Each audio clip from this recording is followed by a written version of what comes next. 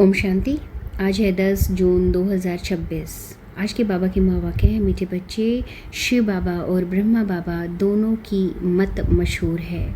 तुम्हें दोनों की मत पर चलकर अपना कल्याण करना है। मतलब क्या है, हमें जो है शिव बाबा और ब्रह्मा बाबा दोनों को ही फॉलो करना है। ये नहीं है कि हम ब्रह्मा बाबा को भूल जाएं और शिव बाबा को याद रखें। नहीं, हमें दोनों को ही अच्छे से याद करना है, क्योंकि दोनों ही मशहूर है। क्योंकि शिव बाबा किसके तन में आए हैं? ब्रह्मा बाबा के तन में आके ही तो सुना रहे हैं ना। तो एक तरीके से दोनों ही हमारे क्या हैं? पिता हैं। तो हमें दोनों को ही याद करना है और दोनों को याद करके अपना कल्याण करना है। प्रश्न है, नंबर 1 ट्रस्टी कौन है और कैसे? मतलब प्रश्न मतलब क्या है, जो नंबर 1 ट्रस्टी है वो कौन है? जिसको सबसे ऊंचा वर्षा मिलता है वो कौन है और कैसे है? उत्तर है, शिव बाबा है नंबर 1 ट्रस्टी। उसमें बिल्कुल आसक्ति नहीं। भक्ति मार्ग में भी तुम उनके अर्थ जो भी दान पुण्य आदि करते हो वह सब इंश्योर हो जाता है, जिसका फल दूसरे जन्म में मिलता है। अभी भी जो बाप के अर्थ अपना सब कुछ इंश्योर करते हैं उनका पूरा रिटर्न बाप देता है।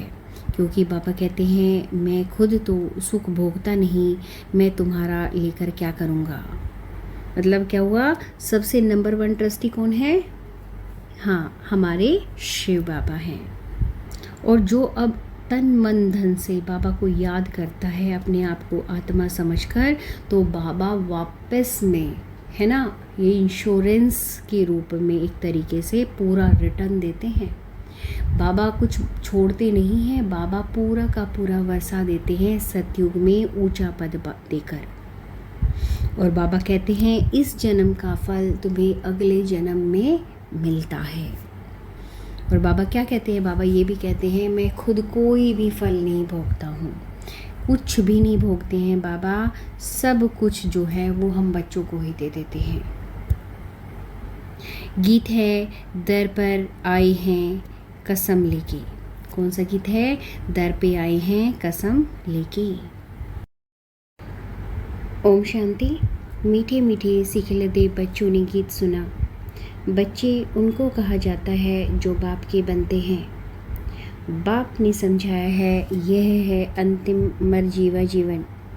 जीते जी बाप का बनना है, यह तो बच्चे जानते हैं। श्रीमत गाई हुई है। श्रीमत भगवान वाच। गीता में श्री कृष्ण का नाम डाल दिया है, परंतु है शिव बाबा। उनके बाद ब्रह्मा, फिर श्री कृष्ण। श्रीमत श्री कृष्ण की नहीं कहेंगे। श्रेष्ठ ते श्रेष्ठ हमारा शिव बाप है। पतित पावन श्री कृष्ण अथवा राधे आदि को नहीं कहेंगे। वह देवी गुण वाले मनुष्य हैं। मनुष्य को पतित पावन नहीं कहा जाता। सतयुग में ऐसे नहीं कहेंगे, पतित पावन आओ। पतितों को पावन बनाने वाला एक ही बाप है, जिसकी श्रीमत पर तुम चल रहे हो। प्रजापिता ब्रह्मा की भी मत मशहूर है, श्रीमत भी मशहूर है। शिव बाबा आकर तुमको अपना बनाते हैं। कहते हैं, सिर हथेली पर रख बाप के बने हैं, उनके डायरेक्शन पर चलना पड़े। तुम बाप को अपनी मत देने की दरकार नहीं रहती, वह खुद मत देने वाला है। यह तो सब बच्चे हैं। शिव बाबा नामी ग्रामी हैं, वह तो मत देंगे। जो कुछ करेंगे राइट, मतलब शिव बाबा जो करेंगे सही करेंगे। इस ब्रह्मा को भी मत देते हैं कि यह करो। तुम्हारा कनेक्शन ही शिव बाबा से है। कोई का भी अवगुण नहीं देखना है, श्रीमत पर चलना है। शिव बाबा तो है निराकार, उनका यह घर तो है नहीं, क्योंकि बाबा का जन्म नहीं है हुआ ना यहाँ, तो बाबा का ये घर नहीं है। उन्होंने तो ब्रह्मा बाबा का तन लिया था ना। तुम यहाँ पुराने घर में रहते हो, फिर स्वर्ग में जाकर अपने घर में रहते हो। शिव बाबा कहते हैं, मैं तो नहीं रहूँगा, मैं तो इस समय थोड़े टाइम के लिए आता हूँ। बाबा कब आते हैं? इस टाइम सिर्फ संगम युग पर ही आते हैं। बाबा कह रहे नहीं बात, मैं तो थोड़े टाइम के लिए ही आता हूँ। तुम हो सच्चे सच्चे रूहानी सेल्वेशन आर्मी। सुप्रीम रूह बाप डायरेक्शन दे रहे हैं, हूबहू ड्रामा प्लान अनुसार कल पहले मुआफिक। मतलब जैसे जो एक बार 5000 वर्ष पहले हुआ था, ये वही drama same to same repeat हो रहा है, हूबहू रिपीट हो रहा है। कल्प कल्प जो डायरेक्शन देते होंगे वही देते हैं, रात दिन गूंहा सुनाते, नया कोई यह समझ ना सके। फल कोई 35-40 वर्ष से रहते हैं, परंतु बहुत हैं जो भी गंभीर बातों को समझते नहीं हैं। बाबा तो रोज़ नया सुनाते रहते हैं। कराची से लेकर मुरली निकलती आई है। पहले बाबा मुरली चलाते नहीं थे, रात को 2 बजे उठकर 10-15 पेज लिखते थे। बाबा लिखवाते थे, फिर उनकी कापियाँ निकलती थी। भक्ति मार्ग में तो शास्त्र आदि के कागज़ संभालते हैं। दिन प्रतिदिन बड़ी बड़ी किताबें बनाते आए हैं, कितनी बायोग्राफी बनाते जाते हैं, वह फिर पढ़कर रखते हैं। तुम तो मुरली पढ़कर फेंक देते हो, नहीं तो यह वर्शंस रखने चाहिए हमेशा के लिए, परंतु नहीं जानते हैं कि यह सब विनाश हो जाएंगे। चित्र आदि जो भी तुम बनाते हो थोड़े समय के लिए हैं, फिर यह दब जाएंगे। फिर वहाँ न शास्त्र न चित्र आदि कुछ भी नहीं रहते हैं। फिर यह जो कुछ चल रहा है कल्प बाद भी होगा। मतलब जो यहाँ अभी हो रहा है वो 5000 वर्ष बाद भी होगा। सब कुछ नष्ट होगा और फिर 5000 वर्ष बाद दोबारा ये ड्रामा रिपीट होगा। बाबा बता रहे हैं ये बात। शास्त्र आदि फिर द्वापर से शुरू होंगे। ग्रंथ भी आगे तो हाथ से लिखा हुआ बहुत छोटा था, अब बड़ा बनाया है। दिन प्रतिदिन बड़ा बनाते जाएंगे, नहीं तो शिव बाबा की जीवन कहानी कितनी लिखनी चाहिए। अभी तुम बच्चे कहते हो परमपिता परमात्मा की जीवन कहानी हम जानते हैं। बाप बैठ समझाते हैं। मैं भक्ति मार्ग में क्या करता हूँ, भक्ति मार्ग में भी इमोशंस इंश्योरेंस करता हूँ। मतलब भक्ति मार्ग में भी बाबा क्या करते हैं, इंश्योरेंस करते हैं। ईश्वर अर्थ मनुष्य दान पुण्य करते हैं ना, कहते हैं इसने दान पुण्य किया है। ईश्वर अर्थ ईश्वर ने बड़े घर में जन्म दिया है। मतलब इसने कहते हैं अगर इसने बहुत ज़्यादा दान पुण्य किया है, इसलिए भगवान ने इसे अच्छे घर में जन्म दिया है, पैसे वाले घर में जन्म दिया है। भक्ति मार्ग में धर्मात्मा बहुत होते हैं। ईश्वर अर्थ श्री कृष्ण अर्थ दान पुण्य करते हैं। तो फिर बाप समझाते हैं मैं बच्चों को दूसरे जन्म में अल्पकाल के लिए फल देता आया हूँ। अच्छा व बुरा फल मिलता तो है ना, कितना इंश्योरेंस हुआ। जो जैसे कर्म करते हैं उस अनुसार फल मिलता है। माया उल्टा काम कराती है, जिससे तुम दुख को पाते हो। अब मैं तुमको ऐसे कर्म सिखाता हूँ जो कभी दुख नहीं होगा और माया भी वहाँ नहीं होगी। बाकी मैं मर्तबा तो जितना इंश्योर करें, शिव बाबा भी ट्रस्टी हैं ना, नंबर 1 ट्रस्टी हैं। दूसरे की आसक्ति जाएगी। कोई ट्रस्टी तो कितना खाना भी खराब कर देते हैं। बाप तो देखो कैसा ट्रस्टी है। कहती हैं यह सब कुछ बच्चों के लिए है, तुम्हारा सारा कनेक्शन शिव बाबा से है। बाप कहते हैं मैं सच्चा ट्रस्टी हूँ, मैं खुद सुख नहीं लेता हूँ, बच्चों को सारी राजधानी देता हूँ। लौकिक बाबा भी बच्चों को सब कुछ वर्षे में दे देते हैं। मतलब शरीर के पिता हैं वो भी बच्चों को क्या देते हैं, वर्षे में। मतलब जायदाद धन दौलत सब दे देते हैं। मैं तो स्वर्ग में कुछ भी नहीं लेता हूँ, तुमको भी सब देता हूँ। तो तुम्हारा कनेक्शन सारा शिव बाबा से है। यह बाबा कहते हैं मैंने भी फुल इंश्योर कर लिया, तन मन धन सब बाप की सर्विस में है। सिंधी में एक कहावत है, हाथ जिसका ऐसे दाता रूप में पहला पुर वह पहुँचेगा। बाप को यह इंश्योर करना है। 2 मुट्ठी चावल दिए तो महल मिल गए। अभी देखो मकान बना है, कोई ने 1 रुपया भेजा, हमारी ईंट भी लग जाए। बाप ने लिखा तुमको तो सबसे अच्छे महल मिलेंगे क्योंकि तुम गरीब हो। मैं हूँ ही गरीब निवास। बाप अपने को क्या कहते हैं? गरीब निवास कहते हैं। गरीब का 1 रुपया तो साहूकार का 10,000। दोनों को एक ही मर्तबा मिल जाता है। साहूकार बहुत मुश्किल आते हैं। सबसे कन्याएं तो बिल्कुल फ्री हैं। नंबर 1 देखो, मम्मा गई, उसके पास तो कुछ भी नहीं था। गरीब के घर की थी, फिर भी नंबर 1 चली गई। इसने सब कुछ दिया, फिर भी पहले लक्ष्मी फिर नारायण। कितना वंडरफुल खेल है। तो कभी किसी बात में संशय नहीं होना चाहिए। बाप दादा कोई कम थोड़े ही हैं। ज़रा भी संशय इसमें नहीं लाना चाहिए।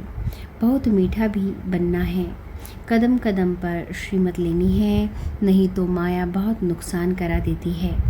बच्चों को कितना डायरेक्शन देने लग पड़ते हैं। बाबा कहते हैं पूरा समाचार लिखो। बाबा हर प्रकार की संभाल करेंगे। बाबा को बहुत ख्याल रहता है कहाँ यह बच्चा चढ़ जाए। पढ़ाई पर पूरा अटेंशन चाहिए। हम हैं most beloved God fatherly students. हम कौन हैं? बाबा के बहुत प्यारे, है ना, यूनिवर्सिटी के बच्चे हैं, छात्र हैं। भगवानुवाच भी लिखा हुआ है, परंतु श्री कृष्ण का नाम डाल दिया है।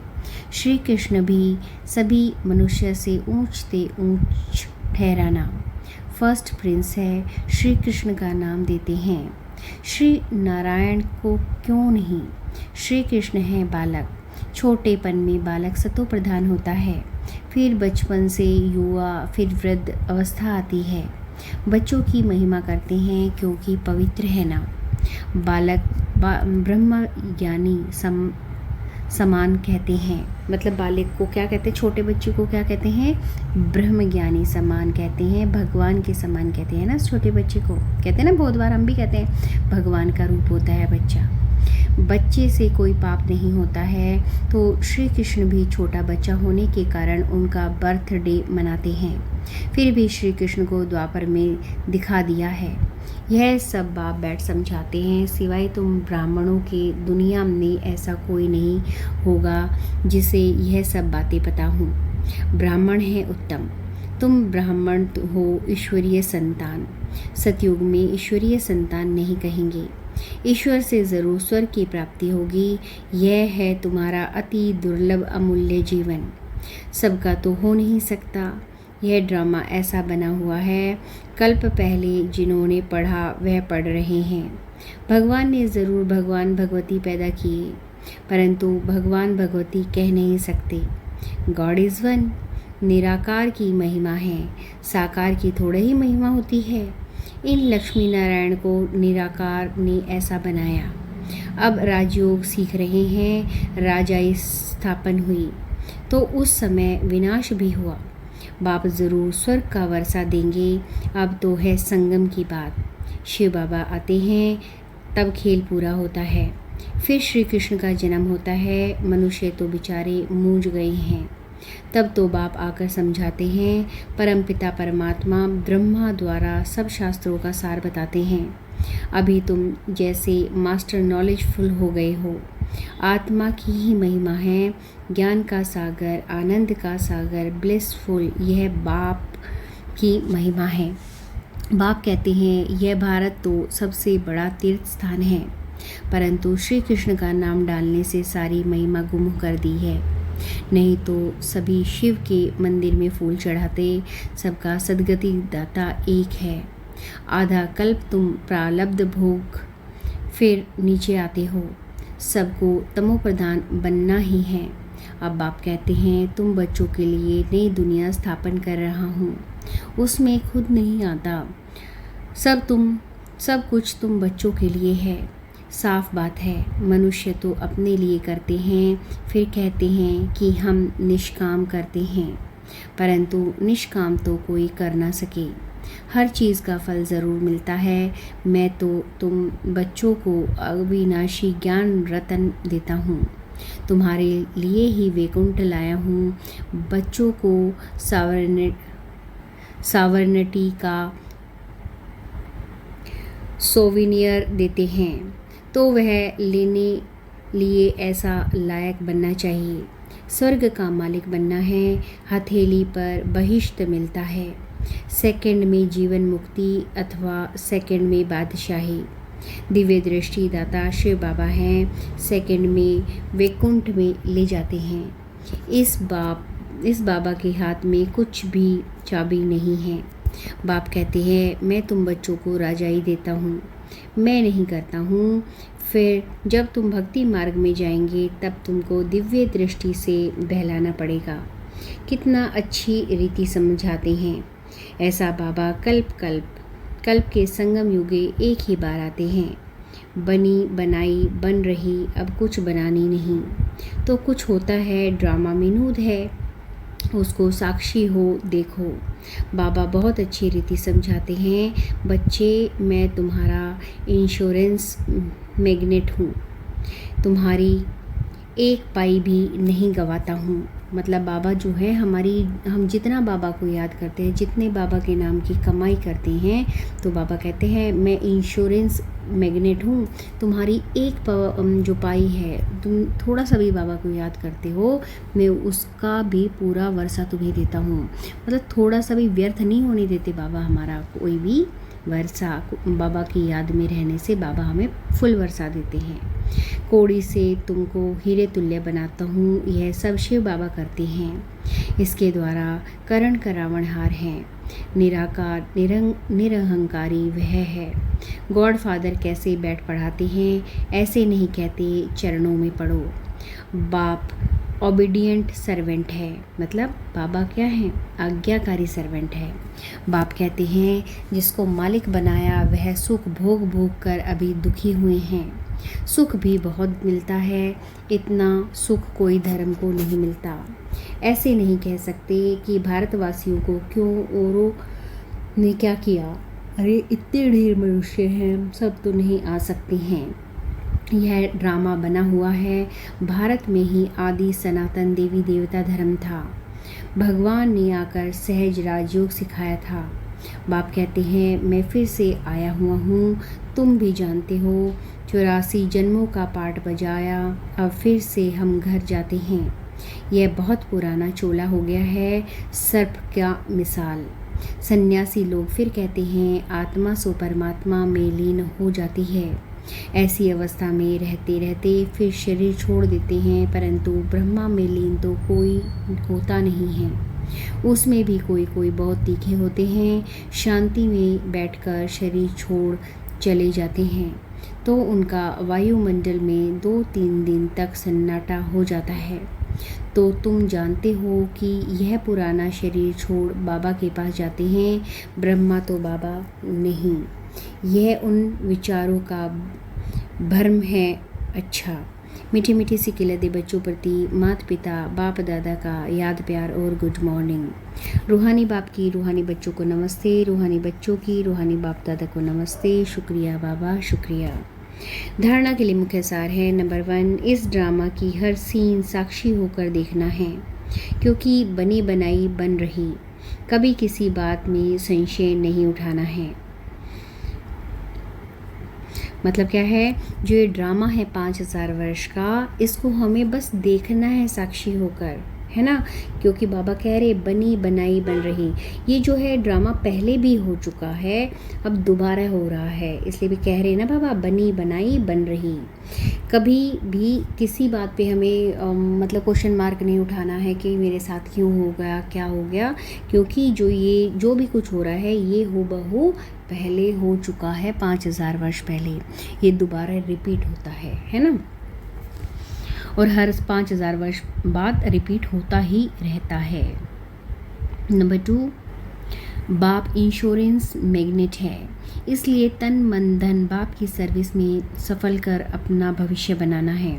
बाप से पूरा कनेक्शन रखना है, पूरा समाचार देना है। मतलब क्या है, बाबा हमें जो रिटर्न में सब कुछ देते हैं। अगर हम बाबा के लिए तन मन धन से सर्विस करते हैं, बाबा की याद में रहते हैं हर तरीके से, तो बाबा जो है वो इंश्योरेंस एजेंट है, वो इंश्योरेंस मैग्नेट है कि वो हमें सतयुग में बहुत भारी वर्षा देता है। लेकिन हमें बाबा से पूरा कनेक्शन रखना है। जितना भी पोता मेल है सुबह से शाम तक, अच्छा या बुरा, वो तुम्हें सच सच बाबा को बताना है। वरदान है, मर जीवा स्थिति द्वारा हिम्मत और उल्लास की अविनाशी स्टैंप लगाने वाले प्राप्ति संपन्न भव। जो प्राप्तियों से संपन्न होते हैं उनके हर चलन नैन चैन से उमंग उत्साह दिखाई देता है। लेकिन हिम्मत और उल्लास की अविनाशी स्टैंप लगाने के लिए अपने पास्ट के व ईश्वरीय मर्यादाओं के विपरीत जो संस्कार, स्वभाव, संकल्प व कर्म होते हैं उनसे मरजीवा बनो। प्रतिज्ञा रूपी स्विच को सेट कर प्रैक्टिकल में प्रतिज्ञा प्रमाण चलते रहो। हिम्मत के साथ उल्लास हो तो प्राप्ति की झलक दूर से ही दिखाई देगी। स्लोगन है, मेले व झमेले में डबल लाइट रहने वाला ही धारण मूर्त है। मतलब क्या है, चाहे मेला हो, मतलब खुशी का माहौल हो, या झमेला हो, दुखों के माहौल हो, तो दोनों ही परिस्थितियों में वो बाबा को याद करे। डबल लाइट रहने वाला जो व्यक्ति है वही क्या है, धारण मूर्त है, वही भगवान को पा सकता है, वही भगवान को की याद में रहता है, वही आगे जाके सतयुग का वारिस बनता है। कह रहे हैं ना बाबा धारण मूर्त है, मतलब वही सारी चीज़ें धारण करता है और वही आगे सतयुग में क्या बनता है, महाराजा महारानी बनते हैं। अव्यक्त इशारे हैं, सदा हर्षित रहने के लिए अपने नेचर को सरल बनाओ, सहनशील बनो। आपके हर संकल्प, हर बोल में विशेषता हो, सदा सरल स्वभाव, सरल बोल, सरलता संपन्न कर्म हो। ऐसे सरल स्वरूप रहो, सदा एक ही मत पर, एक से सर्व संबंध, एक से सर्व प्राप्ति, ऐसे एक द्वारा सदा एक रस रहने के सहज अभ्यासी रहो। सदा खुश रहो, खुशी का खजाना बांटो, खुशी की लहर स्वर में फैलाओ, यही सच्ची सेवा है। ओम शांति।